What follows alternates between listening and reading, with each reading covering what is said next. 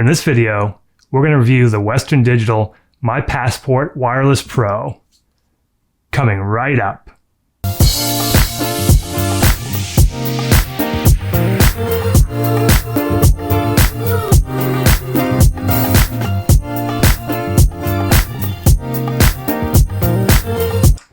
What's up, everybody? Phil with Bull City Pictures here today with a review of some portable storage for you. I use this quite a bit when I travel, take it with me. It is the Western Digital My Passport Wireless Pro system. This is the 3 terabyte version. It comes in versions from 1 to 4 terabyte. It's got an SD card reader, SD card 3.0. It's got AC wireless, so we can do 2.4 gigahertz and 5 gigahertz. They claim it's got a 10-hour battery life. We'll talk about that. I found it more to be probably around 8 or so. There's a USB 2 port for charging devices and also for transferring. There's a USB 3 port. You've got a power connector and then a battery indicator or WPS switch. What I'm going to do in this review, I'm going to show you the software that comes with it, which you can use for PC, Mac, Android, and iOS devices. I'm going to bring it to the computer and show you the tablet, which is the way that I use it. I've got it installed on my tablet, and we'll go through some of the features of that. And then we'll come back with the pros and cons, and we'll wrap this up. So let's head on over to the computer, and I'll show you a little bit about the device and the software. So here we are on the computer. This is a tablet. You can see the storage that is on this hard drive, things that I've copied over previously, either through SD card imports or through connecting it to the PC.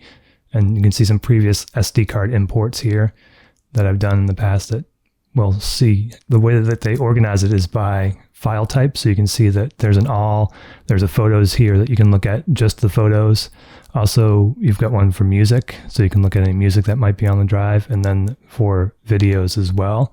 So they do kind of filter out based on media type, and they try to filter it based on year. So I'm going to go ahead and insert the SD card into the drive.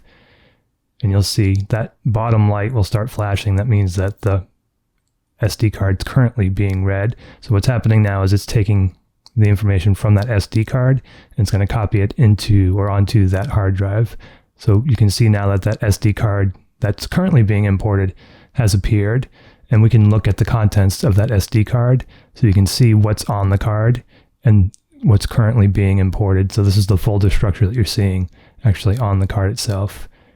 And you can watch a video. So this is a video that has already been imported, probably the first video on the list. And you can go through and watch it. And again, this is happening on my tablet. It's an LG tablet, which is the way that I use this primarily, is just to connect it to my tablet. You can also connect it to your PC via wireless or Wi-Fi. And there's some pretty cool other features, which we'll cover in a minute here. But I'm kind of going through the software, the MyCloud software here. So you can see all the files that are being imported. I want to go back and see that SD card. There's a way that you can eject that as well. There's a little eject icon next to that, but I want to show you some of the other settings. You can see it shows you the drive capacity here and what is free and what's been used. I've got the 3 terabyte version. You can check out the battery to see what's going on with the battery. You can also reboot from this particular screen. And then you can check out the Wi-Fi. And what's cool about the Wi-Fi is this kind of acts as a bridge. So you can see there's me and the passport and then my Wi-Fi connection. So it actually works as a bridge, and you can connect to the internet as well as connecting to this device. And you can see the connect to internet setting is set to on, so that now this is working as a Wi-Fi bridge. So when I connect to it on the tablet, it's connected to the internet. Here's the import. You can do an import from here. Just tap on the import rather than the way that I did it, which is actually set up to automatically import. You can turn that on or off. And if you turn it off, then you can import right from that button in the UI. And you can also import via USB. So there's a USB 2 port on here, and you can automatically import via USB as well. Those are the basic settings. There are some more advanced settings that you can go through for administrative type things. If you want to change usernames, passwords, those types of things, you can go through and set that up here on the admin setting. And then Wi-Fi is the same setting that we saw earlier through that same menu. So you access the same functionality there. You can look at the battery again. That's the same as we saw earlier. You can reboot there. It shows you the power. You can also look at the media, and you can start a Twonky server if you want to. You can turn that on or off. and that will allow you to serve up your media, although the MyCloud app serves it as well. And then you can look at the firmware, and you can set the firmware to automatically update. So that's the basic functionality of the MyCloud software. We're going to head back over. I want to show you tell you my pros and cons, and we'll wrap up this review of the MyPassport Wireless Pro external hard drive from Western Digital. Time for pros and cons. One pro, probably the biggest pro, is you can get up to 4 terabytes of storage in this pretty small, pretty lightweight package. It's got great battery life. They claim 10 hours if you're streaming 720p video. With 1080p or 4K, you might get more between like 6 and 8. But in my testing, I've got averaged around 7 hours or so. So the battery life is really, really good.